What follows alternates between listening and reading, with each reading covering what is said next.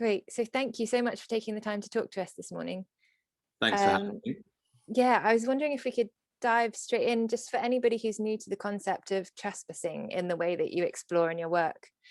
If you'd be able to explain what it is and why it matters.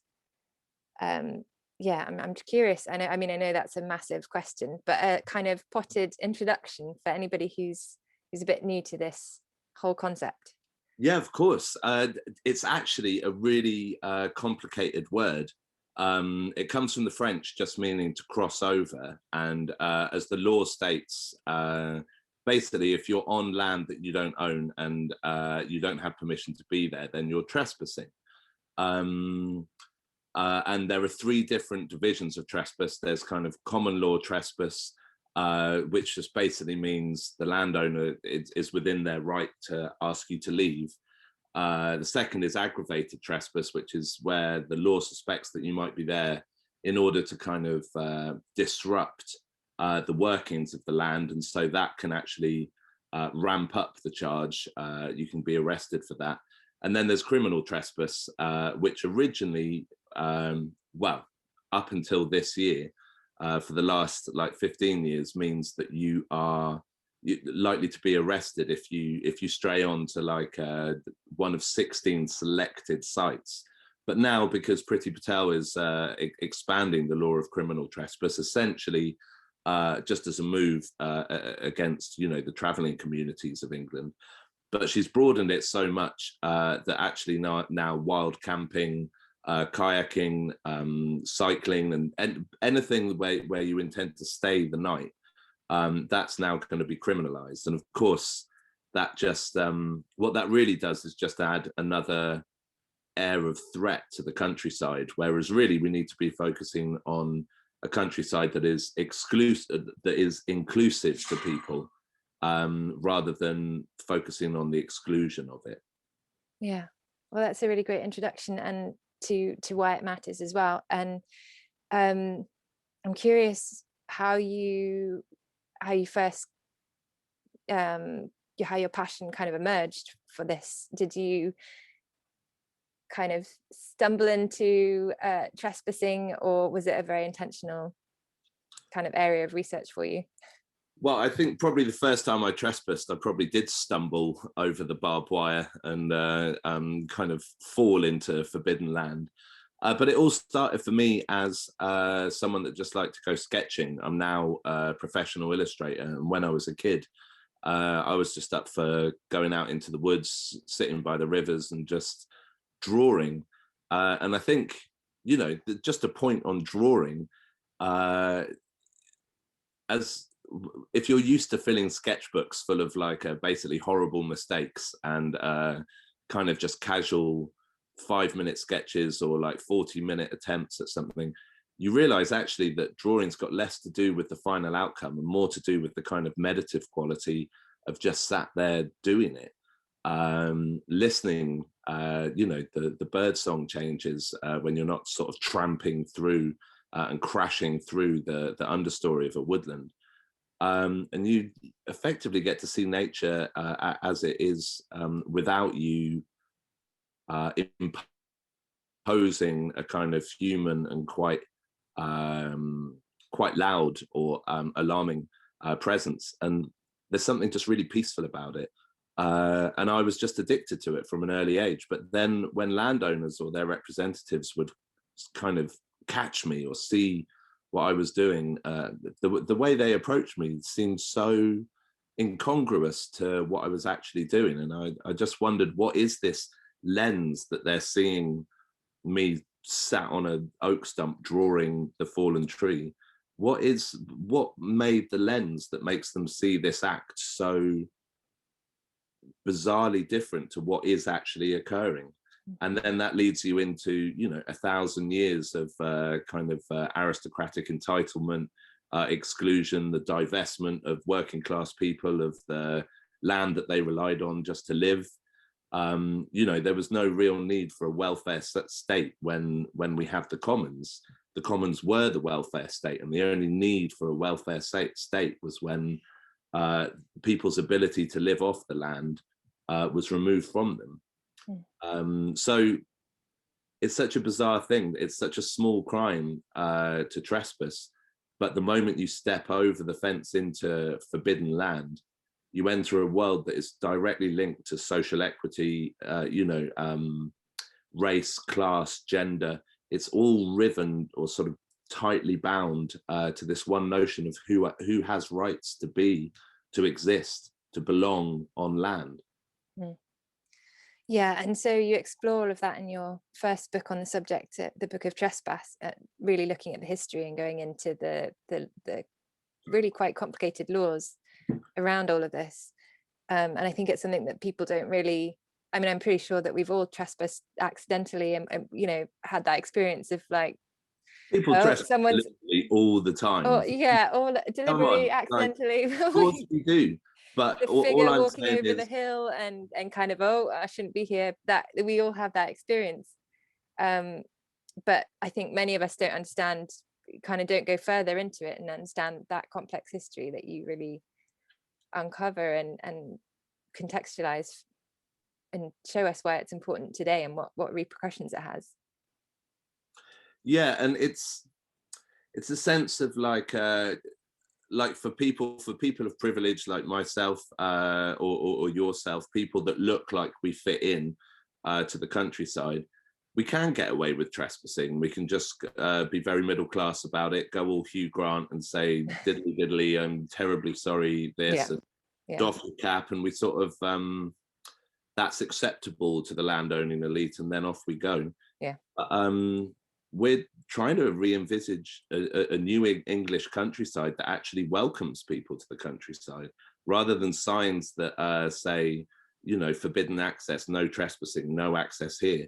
Why not QR codes that inform you of the ecology that you're around, inform you of the responsibilities you have, and through experiencing nature, allow you to learn about it so that you can care about it and protect it in such a way that actually involves the community in the health of the environment.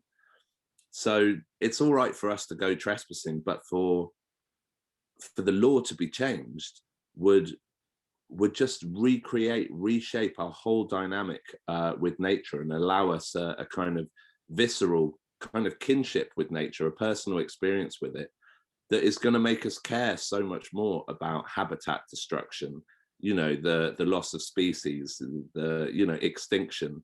We'll really feel these pains if we were, who really cares that the linnet has declined by 70% in the last 50 years? The people that knew what it was like when the linnet was, far more audible, far more visible in the countryside. Those are the people that really experience the loss of that. And so the more we're entwined with nature, the more we're able to care about it. And that's crucial. Yeah. Yeah. And your book that's coming out shortly is, as I understand it, The Trespasser's Companion is all about empowering people to actually change the law. Is that right? Would you be able to tell us a little bit about the new book? Yeah, of course. It's I mean, the first book did well, and I was chuffed with that and brilliant. But the risk is that the Book of Trespass just becomes something that gathers dust on the shelf. And we have a real crucial opportunity at the moment. Post-lockdown, people are aware of just how much they needed a connection to the outdoor space. People also walking the same damn right of way every day for their hour-long exercise, and seeing all the places, all the rivers, all the woodlands that they could be at, but starting to realize that, wow, we are really excluded from the countryside. So now's a really good opportunity, rather than just, the Book of Trespass, here's the sort of abstract reasons as to why we were excluded from nature. The Trespasser's Companion is about, well, let's actually bloody do something about it, and this is how it can be done.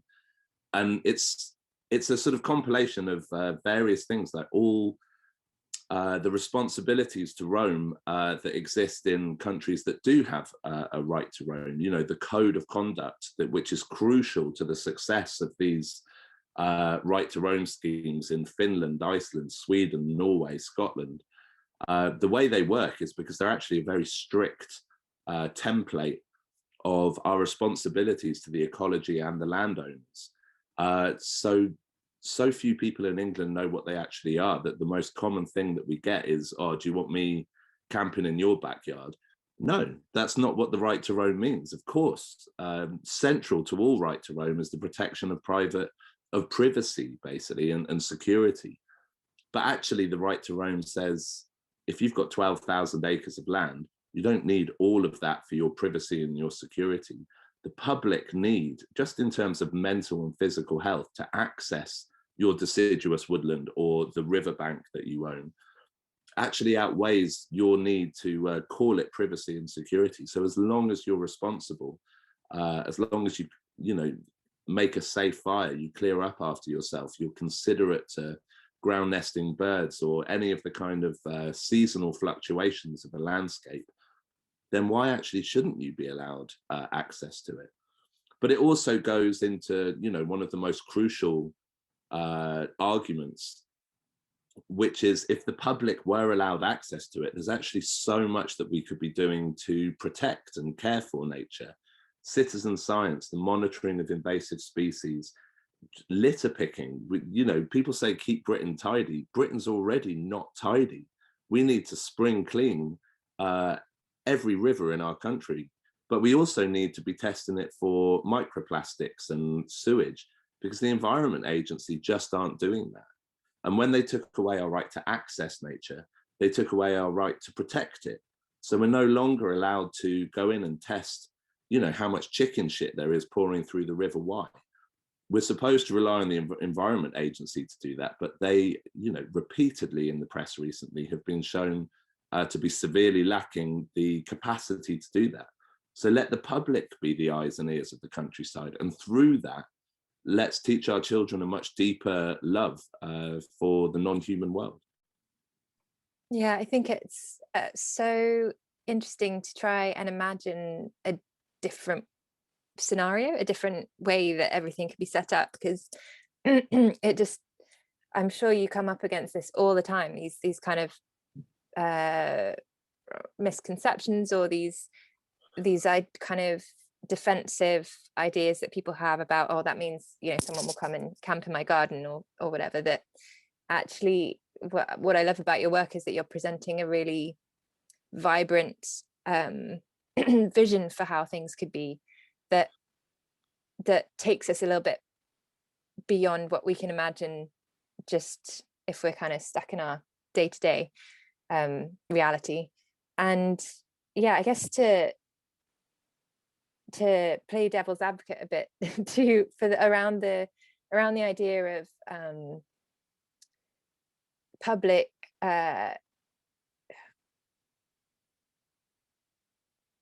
participation in caring for the environment.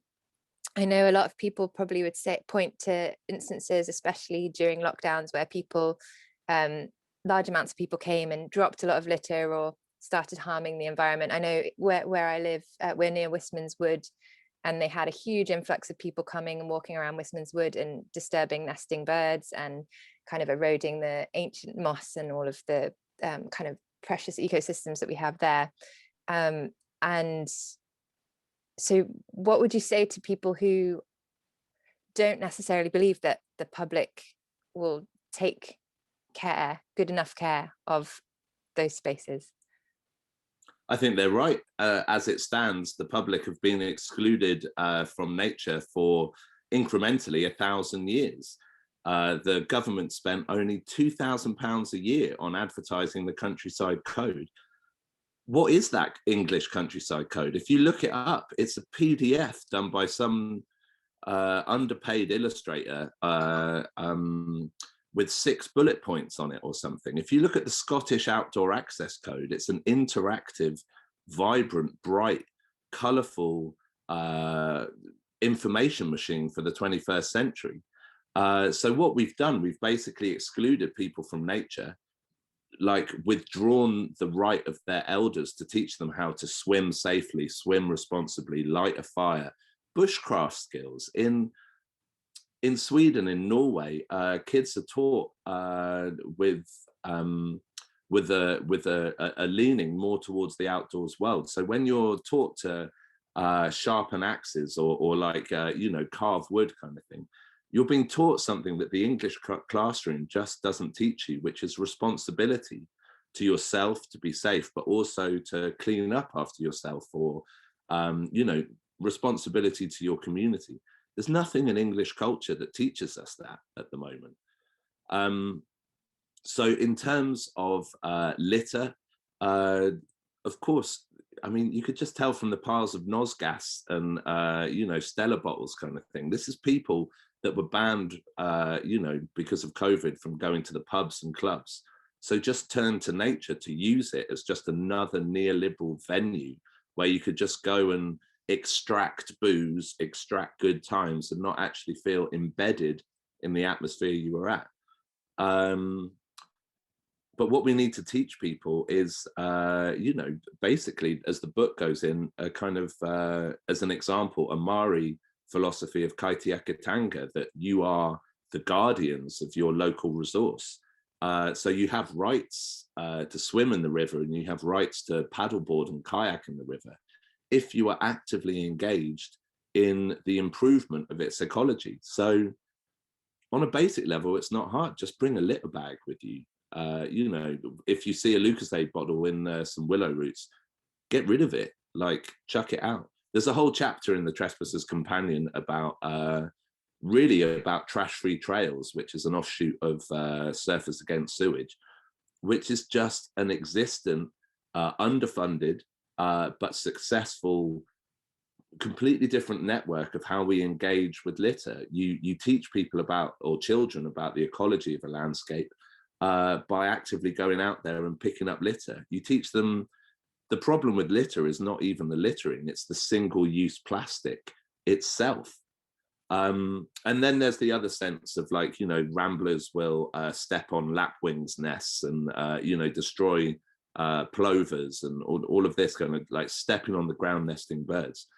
All of those are genuine concerns, and people should be educated against them. But they pale in comparison to the devastation wrought on our natural world by the industrialization of agriculture. It's not wild swimmers poisoning our rivers, and it's not ramblers who are cutting down our trees or devastating our moorland. It's the people that own it, because the law allows them to. Yeah, what you're saying really brings to mind that principle that when you rent somewhere, you have that kind of renter's mentality, and you're not really invested in taking care of the place necessarily. And if we can shift our collective mentality to be common owners of land, or participants in that, guardians of the land, like you say, it's a really important psychological shift that changes the way you see everything, and the way that you act. Because, like you mentioned, the surfers, if you're obsessed with surfing, and that's, you know, one of your great joys in life, you're going to care about the quality of the water, and you're going to notice things that other people don't notice.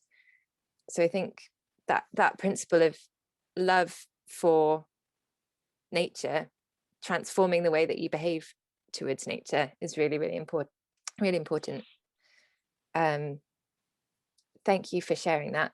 It's kind of, sorry, just to say, it's what we're really talking about when we look to other cultures and we look to indigenous populations about how they interact with the landscape.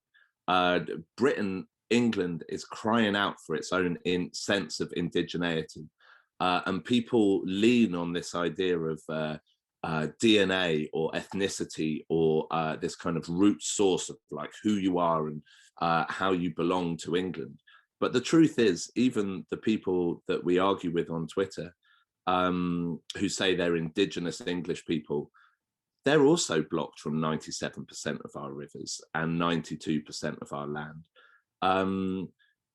England is crying out for a new sense of indigeneity, and it is the cultures from other lands that teach us that is about being embedded in the relationship between community and the landscape, the ecology around that. if you're actively engaged with looking after the resource that you care about, then your rights are kind of de facto, because to take water pollution samples of the River Loddon, I'm going to need to be in the River Loddon. So what we're really trying to do is to kind of show to people, like, the right to roam is more than about recreation. The right to roam is the right to belong in a landscape. And for 1,000 years in England, the right to belong has been superseded by ownership, the right to exclude all others. And just on its most basic childlike level, that's misanthropy. And our countryside is militarized on a premise of misanthropy. And we want the countryside to be a place where people can heal, come together, and learn to love not just community, but also ecology. And I'd love if you could walk us through, you did a course at Dartington last year, which I think was particularly powerful in the wake of the separation that everything we'd been through as a community with the pandemic.